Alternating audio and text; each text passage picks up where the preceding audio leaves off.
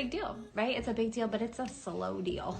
So even though, yes, we are in this huge transformative cycle, we are dealing with a lot of death and transformation, death of all kinds, death of relationships, death of friendships, death of work or certain jobs, and of course the literal death that a lot of people are dealing with and coping with, and maybe even death that's happened in the last few years that you haven't had the bandwidth or space or capability to really be with that grief. So Pluto in Capricorn is changing, into Aquarius. And in this transition point, it becomes really personal, where you start to notice in your life the transformation. You start to notice in your life, even though it's an outer planet and, for parts of it, it doesn't even feel personal. It feels very out there. It feels very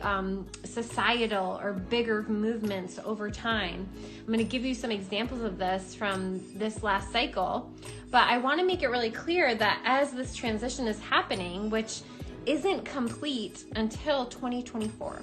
This means if you have anything at the last degrees of Capricorn, the beginning degrees of Aquarius, your world is getting rocked and shaken and upstirred